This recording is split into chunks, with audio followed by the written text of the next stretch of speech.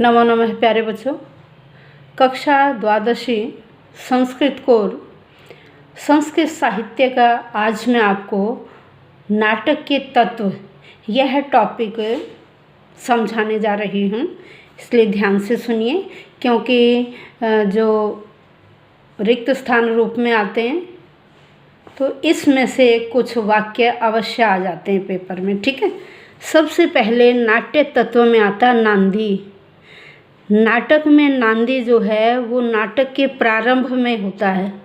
जहाँ नाटक के प्रारंभ में इष्ट देवता की स्तुति की जाती है वह नांदी कहलाता है। ठीक है, अब देखिए, आशीर्वचन संयुक्ता स्तुतिर यस्मात् प्रयुज्यते देव द्विज निरपादीनाम तस्मान नांदिति संगीता। अब इसमें से पंक्ति भी आ सकती है पेपर में फिल इन द ब्लैंक्स के रूप में, या जो नीचे ये सरल संस्कृत अनुवाद दिया गया है या इस प्रकार से आता है। ठीक है, तो आपको दोनों तरह से आना चाहिए। आशीर्वचन संयुक्ता, आशीर्वचनों से युक्त, स्तुति यस्मात् प्रयुज्यते, जिसके लिए जो स्तुति प्रयुक्त की जाती है। कौन सी स्तुति? देवताओं की, ब्राह्मणों की, राजा आदि की, जिसमें प्रशंसा की जाती है वह नांदी इस नाम से जाना जाता है। तो नाटकस्य प्रारंभे या स्तुति क्रियते, पेपर में आपका इस टाइप से होता है, नाटकस्य प्रारंभे या स्तुति क्रियते रिक्त स्थान नामना ज्ञायते। जब आपको याद है कि नाटक के प्रारंभ में जो भी मंगलाचरण होता है वो नांदी कहलाता है, तो आप क्या लिख पाएंगे वहाँ? नांदी। ठीक है, दूसरा है प्रस्तावना। अब प्रस्तावना में क्या होता है? प्रस्तावना में नटी विदूषको वापि पारिपार्श्विक एव वा सूत्रधारेण संहिता संलापम यत्र कुर्वते चित्रै वाक्यै स्वकार्योत्थै प्रस्तुताक्षेपिभिमिथः आमुखं ततु विज्ञेयं नामना प्रस्तावना अपि सा।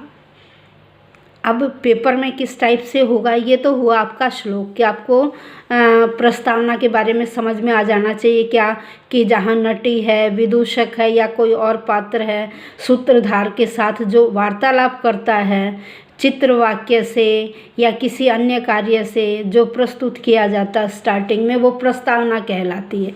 ठीक है, यत्र नाटके विदूषक है नटी सूत्रधारः वा पारस्परिकेन वार्तालापेन नाटकस्य विषय सूचयन्ति।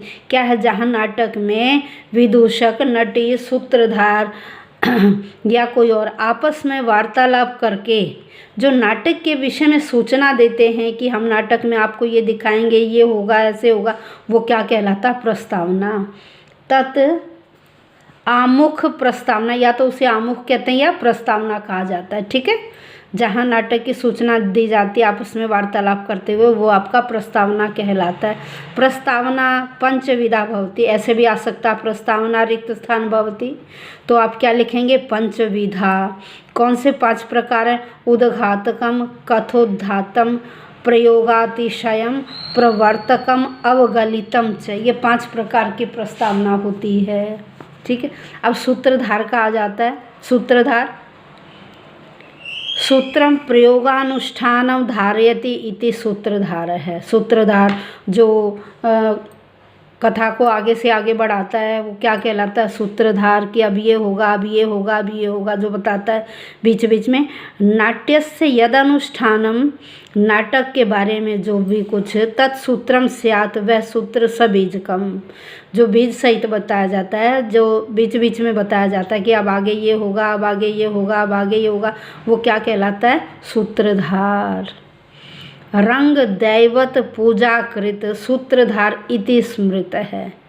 ठीक है, जो ये सब कुछ बताता है कि अब आगे ये होगा, ये होगा, वो क्या है? सूत्रधार कहलाता है। फिर कंचुकी। कंचुकी होता है नाटक में एक बूढ़ा ब्राह्मण जो बहुत लंबा एक चोगा पहनता है, इसीलिए उसका नाम कंचुकी रखा गया है। वो राजा का संदेश रानी महल, रनवास जिसे बोलते हैं ना, जहाँ रानियाँ रहती हैं, वहाँ तक पहुँचाता है और रानियों का संदेश राजा तक लेकर आता है। अंतःपुर चरो, जो अंतःपुर में घूमता है। अंतःपुर कौन होता है? जहाँ रानियाँ रहती हैं। वृद्धो विप्रो, बूढ़ा ब्राह्मण, गुण गणान्वित, गुणों से भरा हुआ। सर्व कार्यार्थ कुशल, सभी कामों में कुशल होता है। कंचुकी इत्याभिधीयते, उसे कंचुकी नाम से जाना जाता है। अभी मैंने आपको बताया कि एक लंबा चोगा पहनता है और गुणों से भरपूर होता है, बूढ़ा ब्राह्मण होता है, रानियों का मैसेज राजा तक और राजा का मैसेज रानियों तक ले जाता है। फिर यह अंतःपुर संदेशम प्राप्यति सेवते सवृद्ध, जो अंतःपुर में संदेश भेजता है, उनकी सेवा करता है, वह बूढ़ा ब्राह्मण कौन कहलाता है? कंचुकी। अब नेपथ्य होता पर्दे के पीछे। पर्दे के पीछे क्या होता है नाटक में कि पात्र अपनी वेशभूषा बदलते हैं। यत्र पात्राणि वेश परिवर्तनम सज्जाम व कुर्वन्ति, पर्दे के पीछे जो भी होता है जहाँ पात्र वेशभूषा परिवर्तन या अपनी सज्जा करते हैं।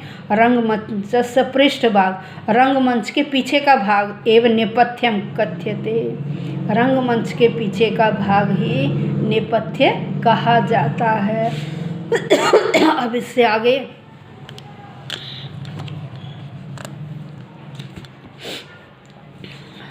अब इससे आगे देखिए क्या है, आगे है स्वगतम। स्वगतम होता है अपने मन में। कई बार देखा होगा कि नाटक में व्यक्ति दूसरों को नहीं सुनाता और अपने मन ही मन में बात कर रहा होता है, तो वह स्वगतम कहलाता है। अश्राव्यम, जो दूसरों को सुनाना नहीं है। खलु यद वस्तु तदिह स्वगतम मतम, उसे क्या कहा जाता है? स्वगत कहा जाता है। यदा अभिनय करता स्वयमेव वार्तालापम करोति, जब अभिनय करता अपने आप ही वार्तालाप करता है तो वह क्या कहलाता है? स्वगत। अपराणी पात्राणी श्रावयितुम न इच्छति, अपराणी पात्राणी, दूसरे व्यक्तियों को सुनाना नहीं चाहता, तत्स्वगतम कथ्यते, वह स्वगत कहा जाता है। ठीक है, स्वगत हो गया अपने मन ही मन में कहना, दूसरों को नहीं सुनाना, अश्राव्यम। फिर प्रकाशम, प्रकाशम का मतलब होता है प्रकट रूप में, जो सबको सुनाना है। आपने देखा होगा नाटक में कुछ डायलॉग ऐसे होते हैं जो सबको सुनाए जाते हैं और कुछ ऐसे जो पात्र अपने मन ही मन में कहता दूसरे व्यक्ति को सुनाई नहीं देते, तो वो स्वगतम था। ये प्रकाशम है जो सबको सुनाना है। सर्वश्राव्यम प्रकाशम स्यात्, सबको सुनाना प्रकाश कहलाता है, प्रकट कहलाता है। ठीक है, यदा अभिनेता सर्वाणि पात्राणि इति स्ववार्तां श्रावयितुम इच्छति, जब अभिनेता सभी पात्रों को अपना वार्तालाप श्रावयितुम सुनाना इच्छति चाहता है, तत्प्रकाशम इति कथ्यते, उसे प्रकाश कहा जाता है, प्रकाशम कहा जाता है। नेक्स्ट है विदूषक। भाई विदूषक कौन होता है? ये राजा का परम मित्र होता है। नाटक में जो नायक है ना, ये नायक का परम मित्र होता है।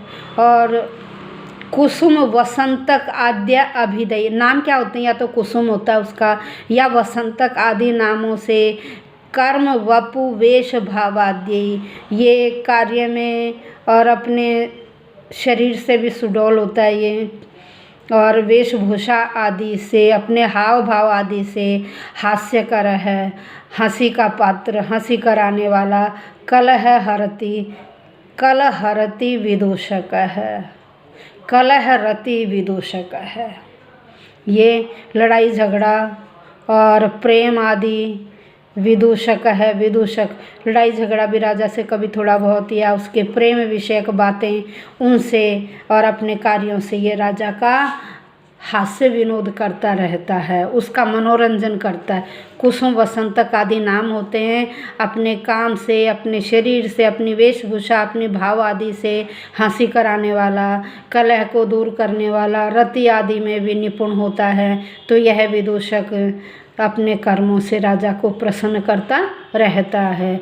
यह स्वकर्मणा वपुषा वेशेन भावई दर्शका नाम हास्य विनोदम करोति। भाई इसका मतलब क्या है? राजा का और दर्शकों का क्या कराना? हंसी मजाक करवाना, राजा को भी आनंदित रखना और दर्शकों को भी आनंदित रखना। अपने ऐसे ऐसे डायलॉग कहकर वह सबको प्रसन्न करता है, तो वह विदूषक कहलाता है।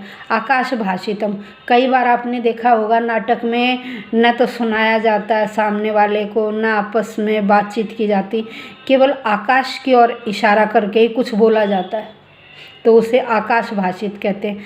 आकाशे लक्ष्यम बद्धवा, आकाश की ओर लक्ष्य करके आकाश की ओर इशारा करते हुए यद उच्यते जो कहा जाता है, तत् आकाश भाषितम कथ्यते उसे आकाश भाषितम कहा जाता है। 10वीं चीज़ आती है नाटक में भरत वाक्य। भाई नाटक के प्रारंभ में तो क्या था, जिसमें इष्ट देव की स्तुति, वो तो था नांदी। अब जब हम कोई काम करते फिर अंत में भी अपने देवता का क्या करते, धन्यवाद करते ना। तो ऐसे ही नाटक में भी अंत में जब अपने इष्ट देव का धन्यवाद करते हैं, दर्शकों का धन्यवाद करते हैं, सामाजिकों का धन्यवाद करते हैं, तो वो भरत वाक्य कहलाता है। नाटक अभिनय समाप्तो, नाटक अभिनय की समाप्ति पर सामाजिकेभ्यः, जो देखने वाले हैं या नटई या जो उसमें पार्टिसिपेशन करने वाले, अभिनय करने वाले हैं, या आशीर्वाद दिए थे, उनको जो आशीर्वाद दिया जाता है, जो उनका धन्यवाद किया जाता है, तत् भरत वाक्यम, वह भरत वाक्य कहलाता है। नाटक अभिनय की समाप्ति पर जो सामाजिक दो दर्शक देखने वाले या जो अभिनय करने वाले हैं, उन सब का धन्यवाद किया जाता है, उनको आशीर्वाद दिया जाता है, वह भरत वाक्य कहलाता है। यथा जैसे सर्वे भवन्तु सुखिनः, अंत में किसी नाटक के अंत में ये वाक्य जैसे आ गया, सर्वे भवन्तु सुखिनः, सब सुखी हों इत्यादि। ऐसा मैं आशा करती हूँ कि आपको जो नाट्य तत्व हैं वो अच्छी तरह से समझ में आ गए होंगे। कई बार एक बार समझ में नहीं आता तो आप दोबारा से वीडियो सुनिए बेटे, वीडियो का अधिक से अधिक फ़ायदा उठाइए। प्रतिदिन आपके सिलेबस के अकॉर्डिंग कोई ना कोई वीडियो मैं भेज रही हूँ, अवश्य देखिए। यदि किसी ने चैनल सब्सक्राइब नहीं किया है तो वो चैनल सब्सक्राइब अवश्य कर दे और अधिक से अधिक वीडियो का फ़ायदा उठाइए। धन्यवाद।